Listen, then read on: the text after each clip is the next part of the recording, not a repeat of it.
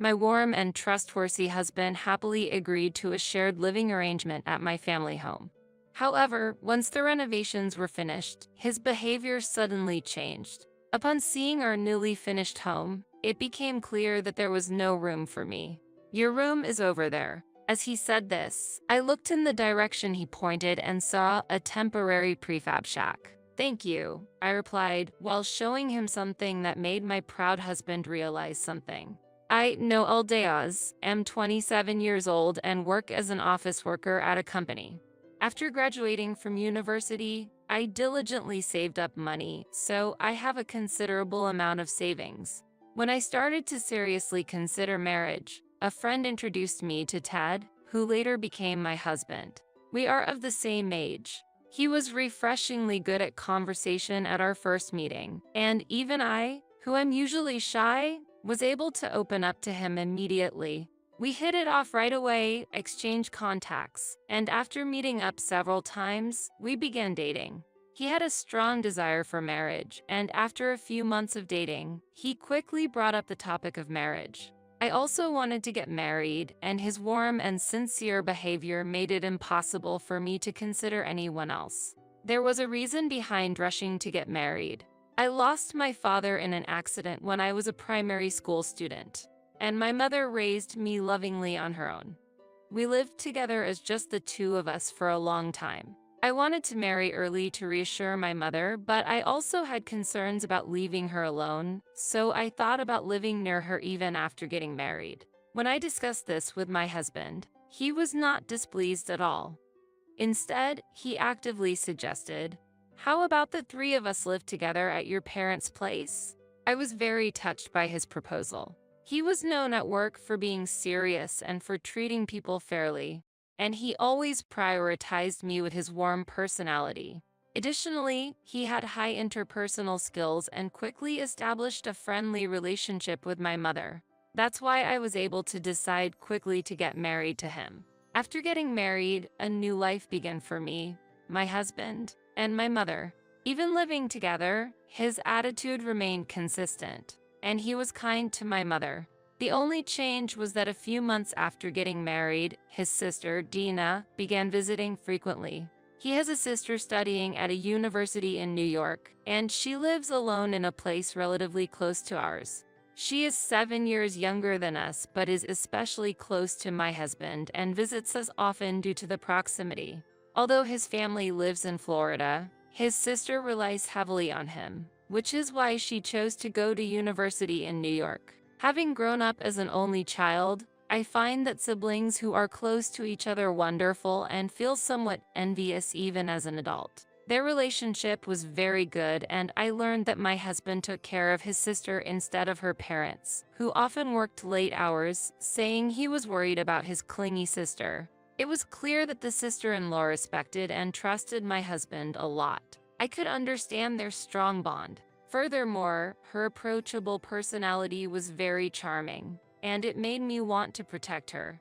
If I had a real sister, I imagined it would feel like this, but I always welcomed her warmly. She got along well with my mother, who was happy as if she had gained another daughter. And today, as I came back from work, my sister-in-law greeted me, saying, "Noelle, welcome back." Seeing her smile and our dog running towards me brought me relief and comfort. "Hi, Dina. I'm glad you came today." She came out of my husband's room saying, "You're early today," and soon after, my husband also appeared. They were probably enjoying a video game in his room. They were very close. My mother also worked, so she was hardly at home on weekdays. Additionally, since my husband worked in construction, he had a lot of free time on weekdays.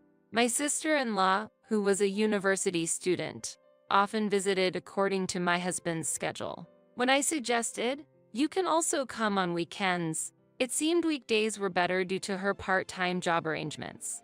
As our relationship was still new, I felt it might be difficult for her to visit casually when my husband was not around, so I ended the conversation there. I hope that someday we could interact without any hesitation, just like a real family.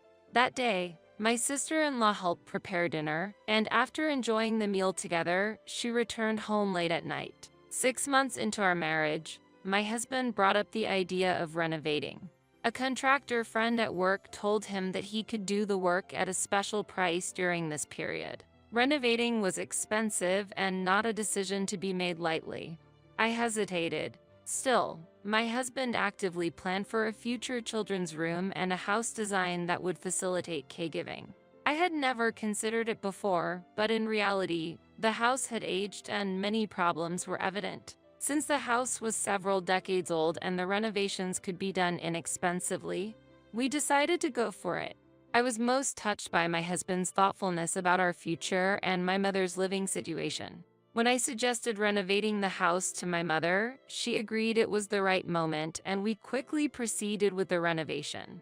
The details of the renovation and the layout meetings were set for weekdays, and my husband took charge of everything on behalf of us, who were busy. I had seen the rough layout and the new kitchen, and since my husband also had experience in the housing industry, I left everything to him without worry. During the meetings, my sister-in-law was present and mentioned, "The house is going to be very lovely." Since my mother and I had not attended the meetings, I was a bit perplexed by her presence, but she must have been there by chance on the days she visited. My sister-in-law, too, was looking forward to the completion of the house, and I was also excited with anticipation. And then the renovations finally started. Fortunately, our land was spacious enough that we set up a small prefab house in a corner of the property during the construction.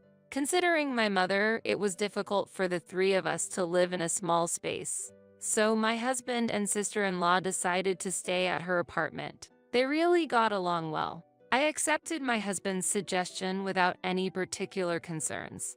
The renovations are finished. I want you and your mother-in-law to come and see it after work. After a long-awaited 3 months, the renovations were completely finished. During that time, I received a message online from my husband while I was at work. He mentioned that the work had progressed faster than planned. So, I finished work a bit early and went to my mother's workplace to tell her the renovations were completed, and we went home together. When we arrived at the house, the scaffolding was gone and our freshly renovated home looked beautiful. The exterior was exactly as we had requested, and I was thrilled by the dramatic transformation. Then, from the newly renovated entrance, my husband and sister-in-law appeared, both sporting unsettling smiles at the front door. As I approached the house, my husband said, "Let me show you around," and we went inside. The interior was beautifully finished, and it seemed more functional. After my husband proudly showed us around the house, I was shocked to realize that there was no room for me and my mother. "Hey, where are mine and Mom's rooms?" Your mother's room is over there in the doghouse." He pointed to the temporary prefab house. Being aware of a certain fact, I firmly objected. "Do you know who owns this house? If you keep this up, I won't hesitate to divorce you." My husband replied, "What are you talking about?" But he was clearly shaken. "That's why you should be careful with what you say, or you'll regret it later," I warned him. As my sister-in-law was about to say, "What is she talking about?" my husband stopped her. "Fine, why don't you two live here for a while? We'll be fine in that shack." I responded, agreeing to the proposal. Then, my mother and I put a bold plan into action. Unknown to my husband, our family has been a well-known landowner in the area for generations, and my mother actually owned the vacant land next door. We decided to use the spare land to demolish the existing prefab house and build a new one. During that time, we lived in an apartment owned by my mother. Time passed, and instead of a dog house, a new house was completed. I then decided to visit my husband and sister-in-law after a long time. Meeting my sister-in-law after a while, she hadn't changed and provocatively asked, "How's life in the dog house?" Then, as if to show off to me, she wrapped her arm around my husband's and smiled smugly. They looked like a couple. My brother said, "If you're unhappy, you might as well divorce," he said, after which I sighed and pulled out an already filled out divorce form from my bag. The two of them were completely surprised by the divorce form and started making desperate excuses in their confusion.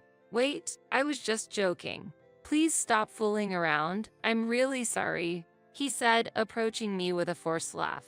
As he tried to grab my arm, I quickly moved away and kept my distance. A joke? I've already decided to divorce. Did you think I knew nothing? That doghouse we were living in was quite comfortable, I said, pointing to the new house next door. Faced with this scene, the two of them froze and their complexions quickly changed. My mother is actually a major landowner in this area. That's why we built that large doghouse next door. It's much bigger than this house. After that, I calmly revealed all the truth to them. Surprisingly, the two were half-siblings who were also in a romantic relationship. I had noticed their closeness before, but I never imagined such a situation would occur. I learned this shocking fact just before the home renovations began. One day, my mother returned from work. She witnessed the two together and felt something was off. Initially, I thought they were just very close and explained this to my mother, but it turned out they were behaving like lovers. They were seen walking closely together, holding hands. Hearing this, I started paying more attention to their behavior. While they were siblings, their intimacy didn't seem normal, but I thought some siblings could be this close. However, I turned out to be wrong. Previously concerned about our pet being left alone at home, my mother had a pet camera installed, and one day, she was shocked after seeing the footage. At my mother's urging, I watched the surveillance camera footage, which showed my husband and sister-in-law talking happily. Just when I was relieved to see a normal moment of their day, my sister-in-law suddenly wrapped her arms around my husband's neck. The footage captured next was too distressing to watch. The moment I saw that scene, I was so shocked that I couldn't think of anything. After a few minutes of silence, I regained my composure and decided to plan our next steps. My mother brought up the idea, and we decided to hire a detective to confirm our suspicions. A few days after the request, the report arrived, and upon reviewing it with my mother, it confirmed our suspicions about their relationship. The confirmation of the truth greatly unsettled me, and I felt the need to sever ties with them immediately. However, after consulting with my mother, we decided that before confronting them directly, we needed to prepare in order to maintain an advantageous position. We secretly started with the preparations, choosing the day of the renovation's completion as our action day to ensure that my husband and sister-in-law would not notice. Today, I revealed to them that I knew everything. Hearing my words, they turned pale and continued to deny their relationship, so I presented them with the video evidence and documents, which silenced them. It was impossible to keep hiding this fact from my in-laws, so I also informed his parents about this situation. I looked at my watch and told my husband that his parents would be arriving soon, which drastically changed his demeanor. He began to vehemently criticize me as if he were a different person. This isn't a joke. There was no need to go this far. I have been working hard to protect our love, and you've ruined everything, he exclaimed. This was his true nature. It seems he had been hiding his true self and acting so he could spend time with his sister. In despair, my husband, overcome with anger, revealed all of their plans to me. Their relationship had been going on for a long time. They wanted to stay together out of love for each other and had planned our marriage to avoid suspicion from others. The relationship with me enabled this, using our spacious family home to continue hiding his relationship with his sister, and ultimately, the plan was to take over our house as well. The reason my sister-in-law was involved in the discussions during the renovations was also part of this plan. She was supposed to live with us as part of their scheme. The number of rooms they were so particular about was also due to that plan. Being married to me meant they could avoid suspicion from their parents and keep it secret from me and my mother, aiming to appear as the ideal brother to outsiders. My husband was crying as he embraced his sister, but she still did not fully grasp the whole situation and said smoothly, "Noelle, have you come to understand that our love is true? Unfortunately, you were just being used." This confident attitude of my sister-in-law, Dina, evoked pity in me. Though they claimed their love was true love, in reality they were only seizing what belonged to others and twisting facts to suit themselves. I felt an urge to avoid seeing their faces, but thinking back on how I had been unknowingly used, I decided to see their future through to the end. By the way, the sale of this house is already in progress. What? Why are you deciding on your own? I was supposed to live in a large house with my brother, she claimed selfishly. I informed them that the house was in my mother's name, and as the owner, she was free to do what she wanted with her property. They probably believed it was their house. Furthermore, I advised them that they could live as they pleased from now on, but they should not involve others. At that moment, I heard the sound of a car behind me and turned to see my husband's parents hurrying out of a taxi. Seeing this, they panicked and tried to flee, but were quickly spotted by the parents and forcibly pushed into the taxi. They continued to verbally abuse me tearfully. My in-laws apologized to us, and then the taxi drove off.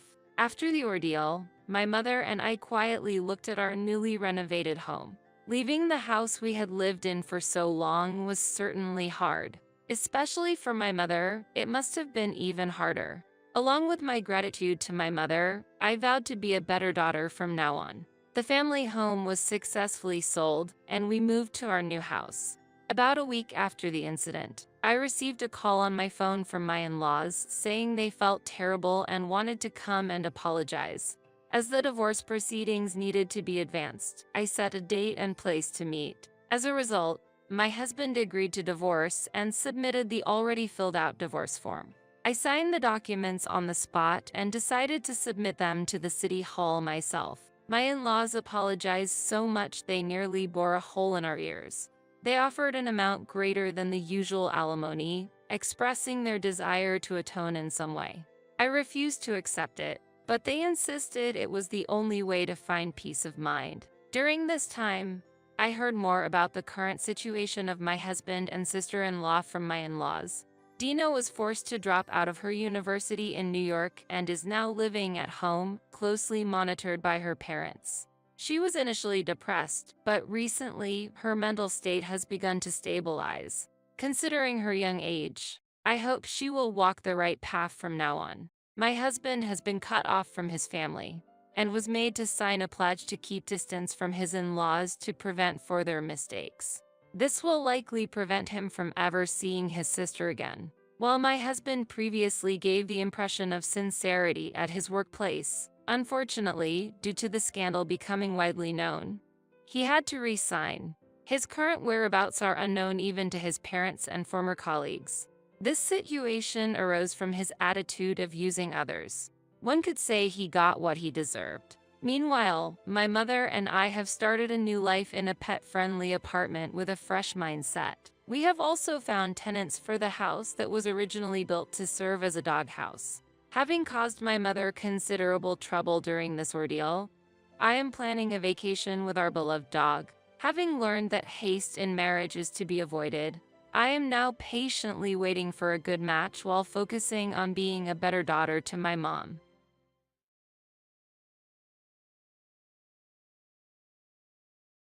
Witnessing my husband's selfish claim over the house of my late father, with whom we were living, as he declares, "I'm going to make my father-in-law's house mine. Can you really not understand anything?" My husband's shallow remark made me laugh beyond surprise. Seeing my long underestimated husband's family cornered by my retaliation.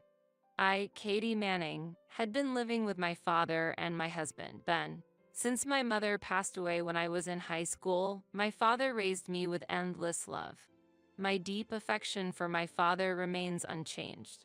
When I proposed living with my increasingly worrisome father to Ben, he warmly welcomed the idea of us living together in our home. "Are you really okay with this?" "I can manage on my own," my father asked me anxiously, a concern stemming from our cohabitation proposal.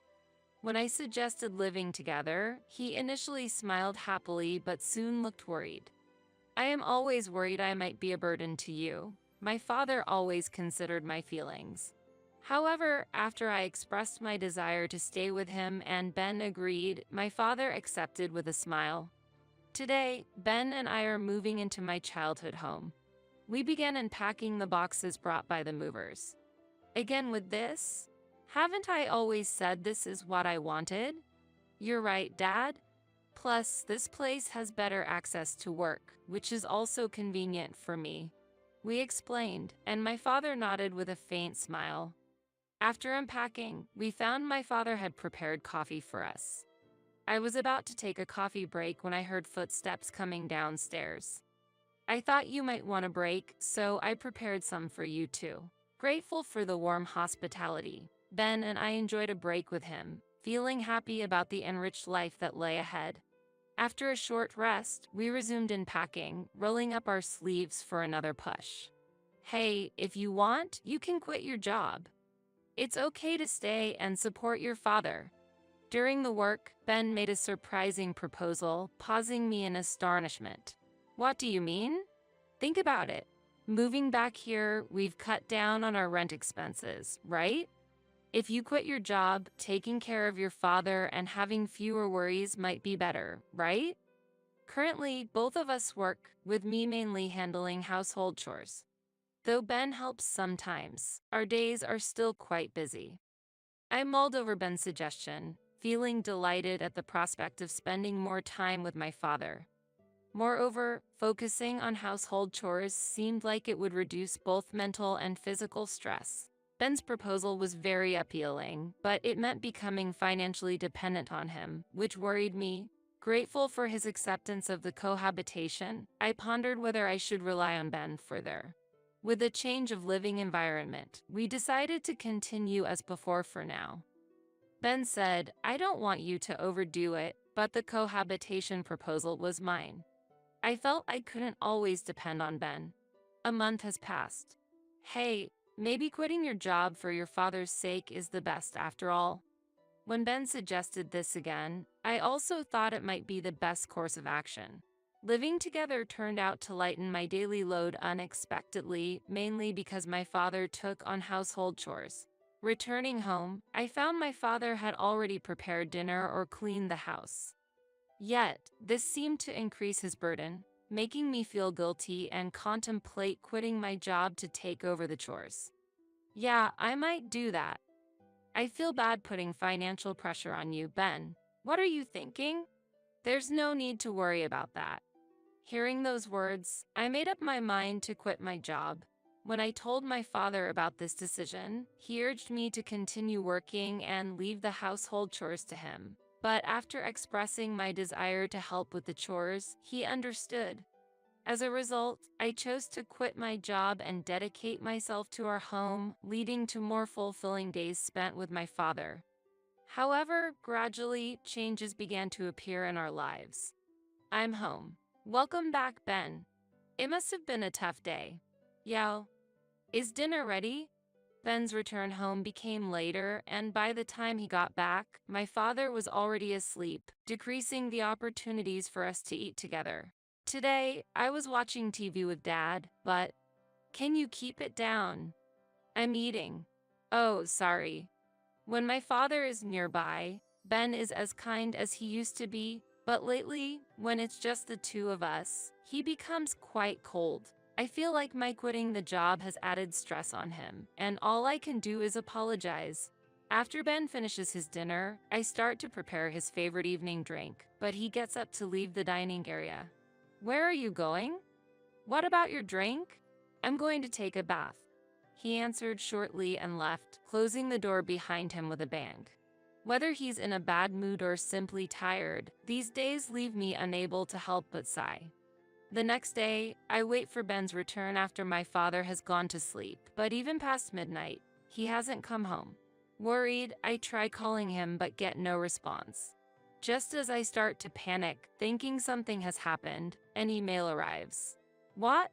The cold text of the email seemed to convey his feelings. Despite sighing, I felt relieved that he was safe. Still at work? I was worried because it's late. I replied, and his response came quickly. On a business trip. Those few words let me know he wouldn't be coming home tonight. I hadn't been informed about the trip, and I wish he had told me sooner, but expressing that might only irritate him further. So, you're on a business trip. Got it. How long will you be away? I sent this message, but no reply came. After that, Ben's business trips became more frequent, and he stopped telling me when he would leave or return home. My father, trying to be considerate, would ask about the situation when Ben was home, and he would answer with a cheerful smile that no longer seemed directed at me. "No problem, I'm working hard for our family." Seeing his reaction made me feel like he was dissatisfied with me, and though I suggested we talk, he would say, "I'm just busy," or "I'm tired. Let's talk later," and we never had a serious discussion. Eventually, Ben rarely returned home. Amidst growing distrust, I began to suspect he might be having an affair when I unexpectedly received a message from my mother-in-law. "I need the address of the company Ben works for." A one-line email without any greetings. My in-laws have not been fond of me since the beginning of our marriage, throwing harsh words and malicious actions my way, leading to a natural distance between us. Ben understood this situation, and although it never worsened our relationship due to my in-laws' issues, it didn't improve either, and we continued to keep our distance. Receiving this sudden email from my mother-in-law, I pondered its intent before replying. "It's been a while. May I know why you need Ben's work address?" After sending this reply, it seemed she was indeed upset, as I immediately received an angry call. "Hello, it's been a while." It's been a while. You've made Ben take care of your father and quit your job to do nothing at home.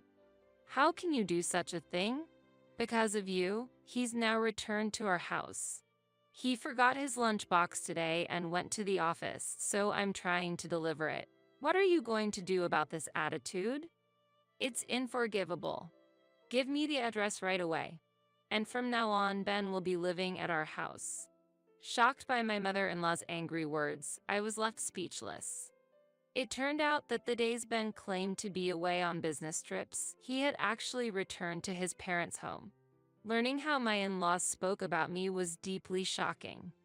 It was Ben who said it would be okay for me to quit my job, yet I couldn't help but feel his true intentions were different. Overwhelmed with sadness, I felt like I couldn't stop my tears.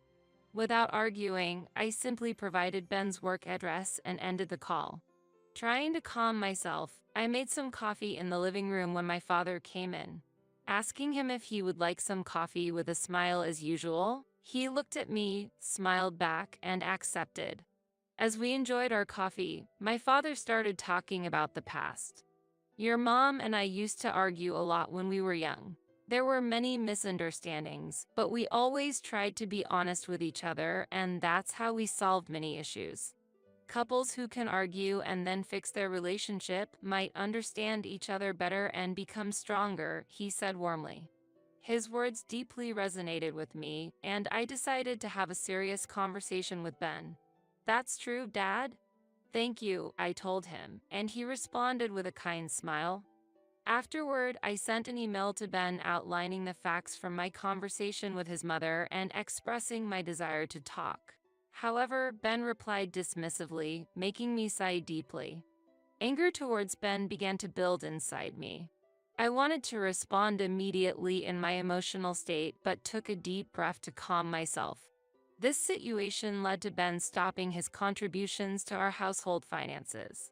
Attempts to contact him were met with silence, and messages about living expenses were ignored. My love for him gradually faded due to his selfish behavior. Finding no meaning in our marriage, thoughts of divorce crossed my mind. I was disappointed in Ben for being so irresponsible and self-centered. However, not wanting to worry my father further, I decided to postpone discussions about divorce and support myself using my savings from before we were married. Getting used to Ben's absence, I enjoyed my days with my father until he suddenly fell ill. Rushed to the hospital, we were told he didn't have much time left. Overwhelmed and unable to stop my tears, I couldn't hear the doctors or nurses. Visiting my father's room, he tried to smile and apologized for worrying me. Holding his hand, I smiled back, saying, "Don't worry, you'll get better," despite my eyes swelling with tears. Seeing my father, who looked sad despite laughing and asking, "What's with that face?" I felt tears welling up in my eyes again. Because hospitalization was necessary, I temporarily returned home to prepare what was needed. However, upon returning to my childhood home alone, I was overwhelmed by a sense of loneliness, and I couldn't stop my tears. This house, where I grew up since I was a child. Even though I had left it when I got married, this place is filled with countless memories. Unable to bear the loneliness of being alone, I simply cried incessantly. During this difficult time, I received a cold message from Ben. Since we're living separately, handle your own expenses. Maybe use your father-in-law's pension? Reading this, I threw my phone in frustration. All my feelings for Ben vanished at that moment. Shaken by anger and sorrow, I realized dwelling on my feelings for Ben was a waste. Wondering how my father would feel seeing me like this calmed my mind. Regaining my composure, I washed my face and prepared to leave for the hospital. Just then, I received mail containing good news that could change my current situation. Seeing this, I made up my mind. Leaving the documents at home for now, I hurried to the hospital. My father's condition worsened gradually, and I had to accept that our time to say goodbye was nearing. Days passed with joyous conversations at the hospital, only to return home to tears. Eventually, my father passed away peacefully. I was there to witness his serene departure, but the sense of loss overwhelmed me, leaving me in tears. However, the legacy my father left was immeasurable and deeply etched in my heart. The funeral, with the help of relatives, went smoothly, but Ben and my in-laws did not show up until the end. I hadn't specifically informed them about my father's passing, so I hadn't expected them to attend. Nonetheless, it seemed they had learned of his death through relatives because, a few days after settling the estate and paperwork, Ben suddenly appeared with a lot of luggage. It's been a while. I heard your father passed away. Seeing Ben's face stirred anger within me, but I suppressed the impulse and took a deep breath to remain calm. What do you want? What's with the luggage? Isn't that a bit harsh for a husband returning home? Oh, this luggage is my parents' stuff. Huh? The fact that Ben used the word husband was profoundly irritating. His words made no sense to me. After he had left the house, stopped providing for living expenses, and lived as he pleased, claiming now to be a husband was beyond surprising. It was appalling. I was at a loss for words. Were you waiting for me? Jobless, struggling with living expenses, and left alone to care for your father? Happy, are you? So happy you're speechless? No, it seems I was the one caught in your plan. Ben's mention of a plan caught my attention, prompting me to ask for clarification. The answer I received was unbelievable. Living with an old man was something I couldn't accept. Impossible to live with the elderly. But saying that might make you think about divorce. If we divorced, I couldn't get this house. So, I chose to live together and pushed you into unemployment by pretending to be the ideal husband, making you dependent on me and the elderly man. That way, the house would become mine. Hearing his words, I found myself glaring at Ben sharply. This was not normal thinking. Reflecting on our marriage made me despise myself and feel deep guilt towards my father. I struggled to contain my trembling anger. Your story doesn't add up. You're the one who left and stopped paying the living expenses. When I pointed this out, Ben scratched his head in annoyance. Yeah, I had reached my limit. I didn't realize I was so short-tempered. But I thought the plan would work even without me, assuming you wouldn't have the courage to bring up divorce. His smug smile made me forget what had ever attracted me to him. I no longer wanted to see his face or hear his voice. My feelings towards Ben had become unbearable. The plan worked. This house might be old, but it's spacious and well located. It'll be worth a lot when sold. From today, my parents and I will live here. Could there be anyone more self-centered? It seemed morality was foreign to him, which wasn't surprising considering his parents. As I stood dumbfounded, he continued to insult me further. The house of your father is mine. Get out. Watching my in-laws' belongings being moved in, I realized Ben was completely oblivious to the situation. Ben looked down on me confidently, disrespecting my father and making it impossible to leave things as they were. Seeing Ben standing there so smugly made me burst into laughter, unable to hold it back. My sudden laughter confused Ben. Have you lost your mind? That's the perfect description for you. The thought of confronting him with reality made my laughter uncontrollable. Seeing me laugh, Ben became furious. However, ignoring his reaction, I laid out the reality. Don't you know? This is my house. It could never become yours. Surprised and frozen by my words, I continued. Besides, you and I are now unrelated. Didn't your mother tell you? Laughing as I said this, Ben seemed utterly stunned. Then, he immediately started contacting someone on his smartphone, apparently his mother. What, Mom? Katie's saying something weird. We haven't divorced, have we? She said I hadn't heard anything from you. What do you mean, you sent it? Really? How did this happen? Watching Ben's speechless reaction, it seemed he finally grasped the situation. After ending the call, Ben's expression was twisted as if he was looking at something incomprehensible. "Did you really submit a divorce application?" he asked. "Yes, I did. The day your father was taken to the hospital, your mother sent me a completed divorce form by post, which I happily submitted the next day." "Your mother has her moments, doesn't she?" I replied. "Damn it. Even if it arrived, you weren't supposed to submit it. It was something my mother made me write just in case, not intending to actually divorce." Ben was furious. "But you filled it out yourself, didn't you? Whether or not you intended to doesn't matter. I completed the divorce process as you wished, so you should be thanking me," I calmly retorted. Seeing Ben frustrated, I felt a sense of relief inside. The divorce form from my mother-in-law might have been intended as harassment, but for me, wanting a divorce, it was a stroke of luck. Later, Ben anxiously questioned me about property division and the house's ownership, but I dismissed his concerns.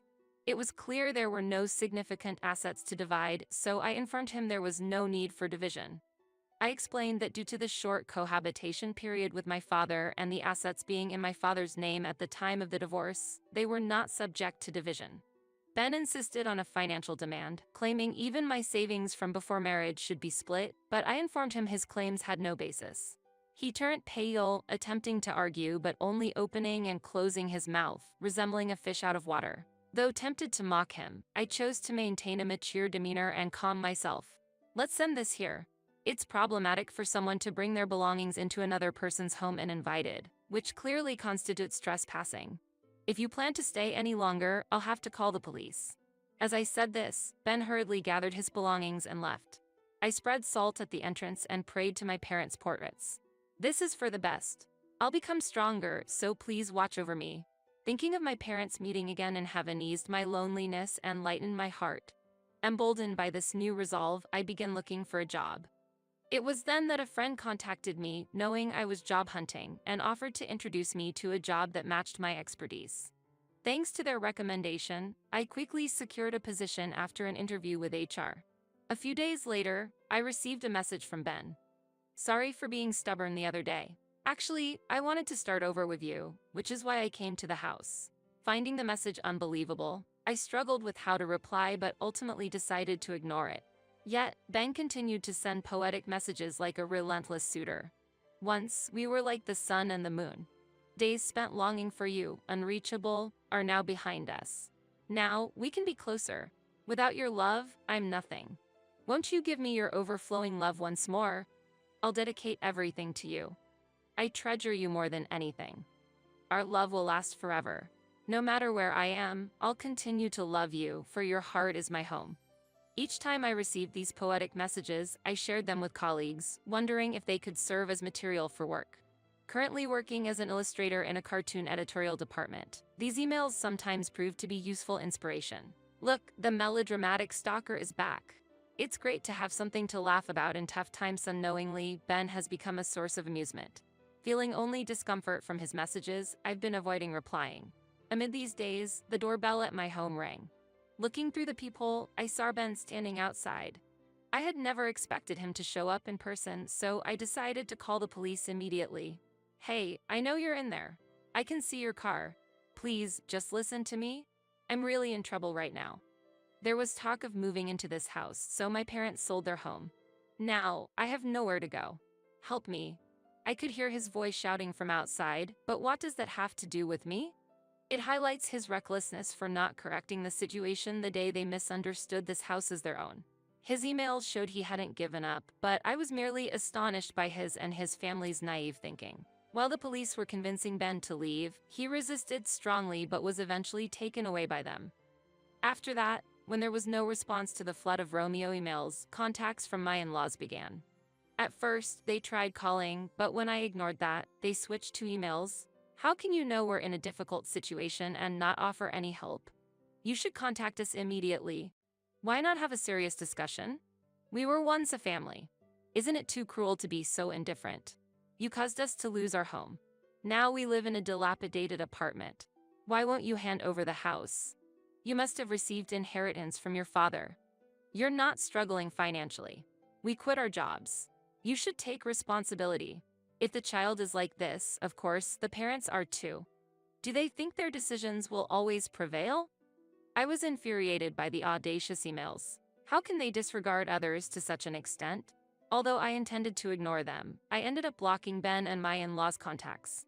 I considered changing my contact information, but it felt ridiculous to spend money just because of them. I was determined to ignore them, but I reached my limit. I optimistically thought blocking them would restore my peace, but soon realized my approach was short-sighted. One day, my former in-laws showed up at my doorstep. Despite being fed up with their endless harassment, understanding they knew my address made me realize such incidents were inevitable. However, I did not want to leave this house filled with many memories. Come out, you know we're in trouble. Change your mood? I'm proposing we get back together, accept it. How can you ignore someone in trouble? What kind of human does that? The doorbell and knocking were incessant, but I did not hesitate to call the police. Suddenly, the noise from outside stopped. Peeking through the hole, I saw an unfamiliar man arguing with my former in-laws. Go home, you're bothering people. The sudden appearance of the man puzzled my former in-laws. What did you say? Who are you? Could it be an affair partner? Unfazed by their backlash, the man looked at them coldly. Your attitude is the problem. Look around. This is a residential area. Look, people are gathering because of you. You're really causing a disturbance. Indeed, through the limited view of the peephole, I could see neighbors gathering, which felt somewhat embarrassing. However, seeing my former family flustered and stuttering but was when the police arrived. It seemed one of the officers had encountered this scene before, saying to Ben, "It's you guys again." Hearing this, my former in-laws' faces turned red. How much trouble are you going to cause? Get some awareness. I silently thanked the man as he walked away, relieved. Afterward, my former in-laws were taken away in a police vehicle, and the onlookers dispersed. Hours later, the doorbell rang again, and peering through the peephole, I saw the man from the earlier argument standing there. Surprised to see him, I hesitated before cautiously opening the door. The man greeted me with a warm smile. It's been a while. If you were back, you should have let me know. I recognized his face, but I couldn't immediately recall who he was until he reintroduced himself. Don't tell me you've forgotten. It's been over 10 years after all. Remember me? I'm Scott. Hearing his name, memories flooded back. Scott, my childhood friend known as Scotty in our hometown. Scotty. Now that you mention it, you really are Scotty. Scott used to live next door and we hadn't seen each other since changing elementary schools. Finally remembered, I've moved back to the area. We're neighbors again. It's really been a long time. And thank you for earlier. It meant a lot to me. After expressing my gratitude again, Scott just laughed it off, making me smile too. We caught up on old times, and I ended up telling him about the recent disturbances. Scott promised to support me whenever needed, proving to be a reliable friend. When I mentioned my father's passing, Scott offered to pay his respects, remembering him from our childhood. The joy of having someone who shared my past was profound. Days passed, and I received a letter from a law firm out of the blue containing a notification. Opening the unexpected envelope, I found it claimed I had committed infidelity during my marriage, demanding payment for damages. Shocked by the situation, I noticed a message from an unknown email address on my smartphone titled regarding the notification. The message read, "Your ex-husband Ben has initiated a lawsuit claiming marital infidelity on your part. Admitting and dealing with this straightforwardly will avoid escalating the matter. We plan to inform your workplace. Considering your future, we advise settling this matter promptly," suggesting a threat. It was clear this was a scheme by my former in-laws, not a genuine liar's notification. Upon closer inspection, the quality of the notification raised doubts about its authenticity, prompting me to consult a real lawyer. The lawyer confirmed it was a complete forgery, and the supposed attorney's name was not registered, revealing the document as fake. Despite knowing better, I decided to play along in my reply, indicating a willingness to consider their claims but asking for evidence of my supposed infidelity. The alleged mental anguish suffered by Ben is immense, and we seek compensation for that, they replied, without any tangible proof. Such baseless claims seemed unlikely to involve legal professionals. I assert there was no infidelity on my part, hence no evidence exists. It's hard to believe professionals would intervene based on such unfounded claims, wouldn't you agree? Moved by Ben's passion, we wish to assist him. We expect your sincere cooperation, not intending to escalate this matter further. Quite an emotional approach for a professional. You're aware impersonating a lawyer is illegal and punishable, right? Just to confirm, you do hold legitimate qualifications? This inquiry halted their previously prompt responses. Curious about the next move, I received a new email. I am indeed a professional. However, your arguments were unbeatable. We've decided to withdraw the lawsuit. No need for withdrawal, as I have no passion for this matter and am entirely calm about being falsely accused of infidelity. I intend to legally counter this. Looking forward to meeting this passionate lawyer in court. After this exchange, all communication ceased.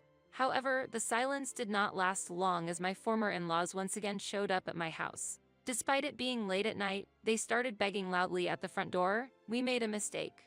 Please spare us from the lawsuit. Awakened by the noise, I checked the time and it was past 1 a.m. Anger at being deprived of sleep reached its peak, and I yelled, "Please be quiet. Stop bothering me." Never having seen me so angry before, my former in-laws couldn't hide their surprise. If you come any closer and cause more trouble, I won't overlook it. With that declaration and grabbing my father's wooden sword that was at hand, my former in-laws' expressions changed drastically. Especially my former mother-in-law and Ben, who seemed to tremble in fear, whispering, "We're so sorry. You should have changed your actions from the beginning if you were sorry. Never appear before me again." I scolded, and my former mother-in-law nodded with tears in her eyes. Then, the lights of a patrol car caught my eye, heading our way. Due to the late hour, it seemed neighbors had reported them, and my former in-laws were immediately taken away by the arriving officers. They tried to attack me with a wooden sword. My former mother-in-law pointed at me and appealed to the police, but she was taken away. When the police asked me, "Is this true?" I explained. The doorbell kept ringing and someone was banging on the door at this hour, so I took the wooden sword for self-defense, to which they nodded understandingly. Scott was by my side and told the police he had witnessed the former in-law's repeated visits. With his testimony, the police deemed the actions malicious and promptly took my former in-laws away, finally restoring peace. The next day, following Scott's advice, I filed a report. With multiple incidents involving the police already, the process went smoothly. Scott mentioned he had noticed the former in-law's assault the previous night and was about to say something when he heard me shouting.